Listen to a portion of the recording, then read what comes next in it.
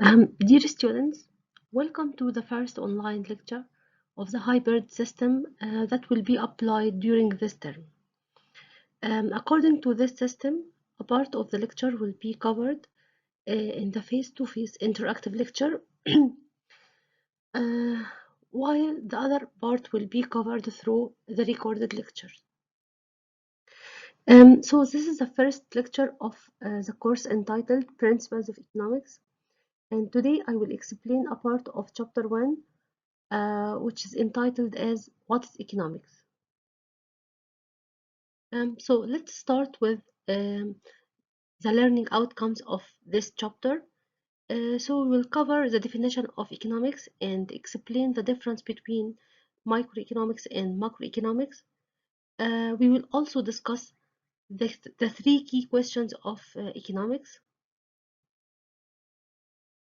Well, before we define economics, we should explain the meaning of economic problem.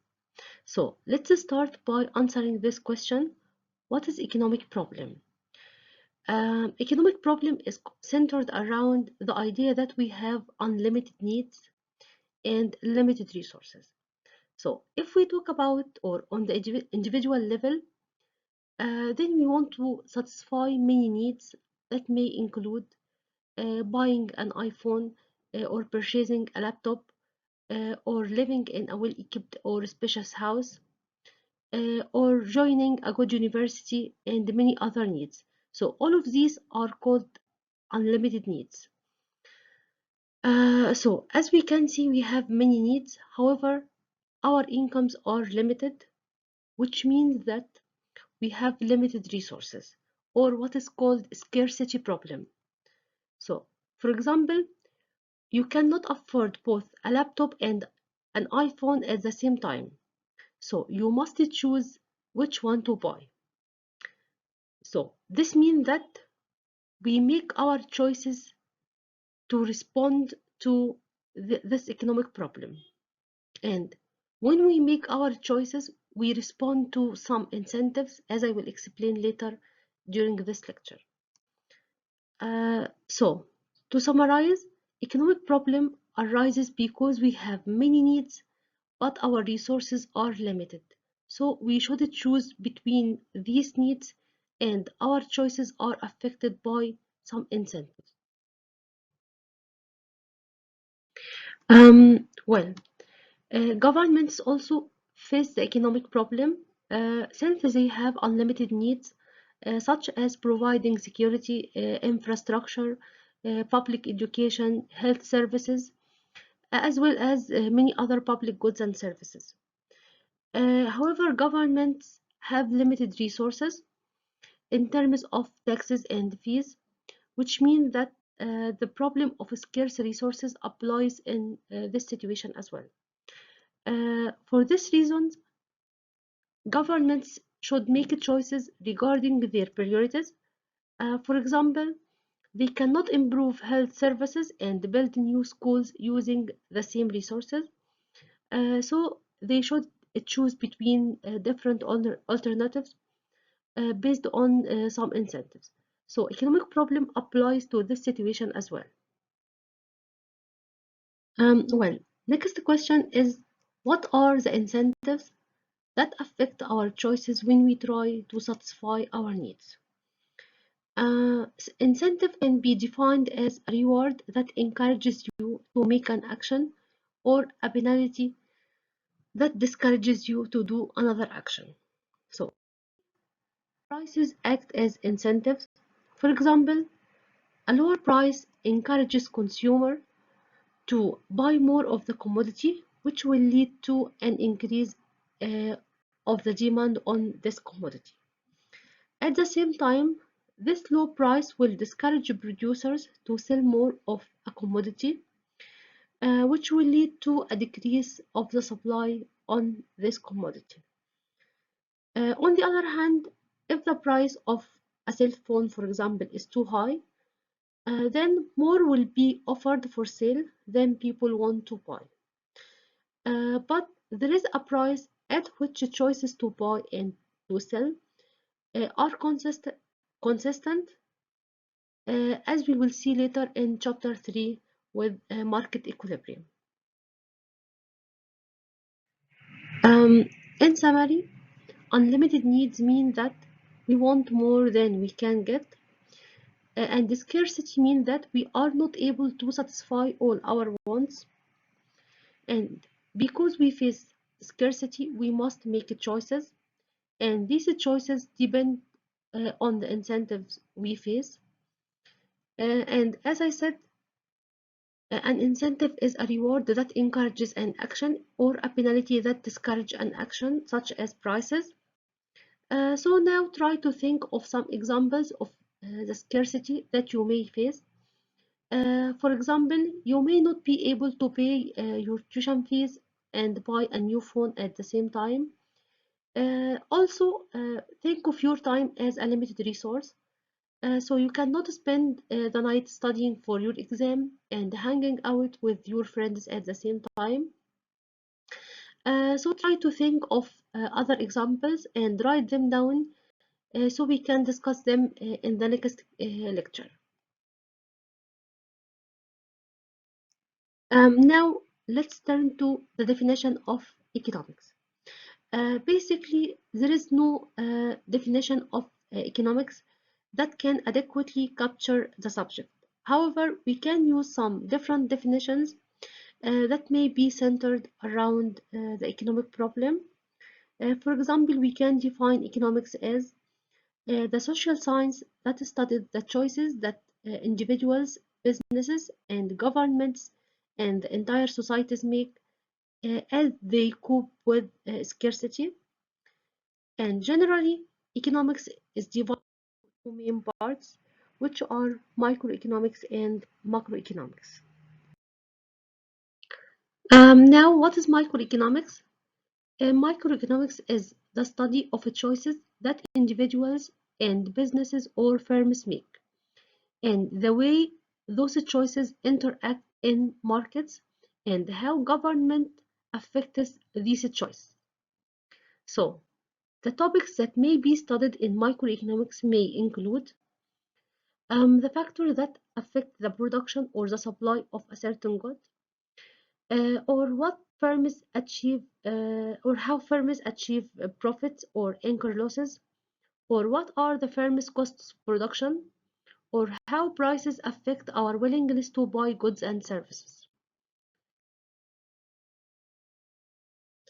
On the other hand, macroeconomics is the study of the performance of the national and global economies. Therefore, in macroeconomics, you may study one of the following or the following topics. What are the factors that increases unemployment, and what are the different types of unemployment? Also, the exchange rate between different currencies, and what are the factors that determine its value? Also, we can discuss the inflation, which is the continuous increase in the general price level of the whole economy. So in macroeconomics, we may be interested in studying inflation, interest rate, output growth, investment, money supply, and many other topics that will be covered on national and global level. Okay, and now let's move to the second point of today's lecture and answer the main three questions that arises when we try to make our choices. So we will discuss how do choices result in determining what to produce, how to produce, and for whom we produce. The first question is what to produce. Basically, we produce goods and services to satisfy the human wants. Where goods can be defined as the physical objects such as cell phones, laptops, TVs, cars, and all the physical items. On the other hand, services are the tasks performed for people such as education, health, banking, insurance, tourism, and so on.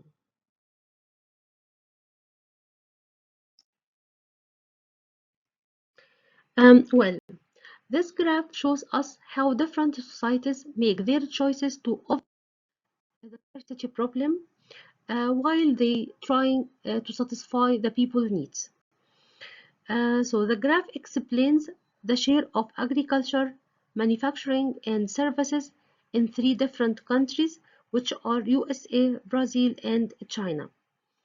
As we can see in the figure, 77% of the US resources are devoted to producing services, while the percentage of agriculture is extremely low, and it's around 1%, while the share of industrial goods equal around 22%. On the other hand, by looking at China case study, we can see that a large share of production in China is agriculture and manufactured goods. So 11% of Chinese production is agriculture goods, whereas manufactured goods represents around 49% of total production. On the other hand, services represent only 40% of total production. So what we can conclude here is that the choices of each country determine what to produce based on the available resources in this country and the needs of people. In the previous section, we discussed how different societies choose what to produce. Now the question is how to produce these goods and services. To provide or to produce any good or service, we need to combine different resources or different factors of production, where factors of production can be divided or grouped into four types, which are land, labor, capital, and entrepreneurship. Now let's define these four factors of production, and we start with land, which includes any natural resources that can be used in the production of goods and services. So it may include minerals, oil, gas, water, air, forests, and fish. Second factor is labor, which could be defined as the work time and work effort that provide goods and services. And then the third factor is capital, and here we mean physical capital that can be used directly to produce different products. And this physical capital includes tools, machines, instruments, buildings, and other constructions that can be used in the production of goods and services. And here we should distinguish between physical capital and financial capital. What is financial capital? Financial capital includes money, stocks, and bonds. And however, financial capital is very essential to enable firms to borrow the required funds that will be used to buy the physical capital. But we couldn't consider financial capital as a productive resource because it will not be used directly to produce goods and services.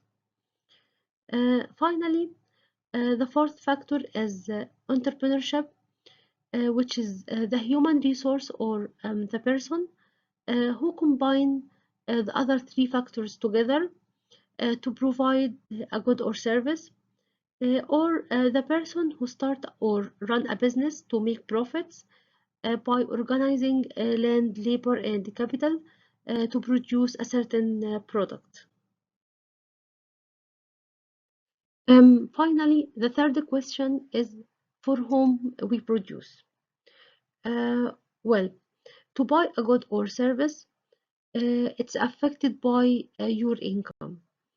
And as we may expect, people with high incomes can buy more goods and services compared with low-income people. Now the question is how different people earn their incomes. The incomes of different persons depend on how they participate in the production process.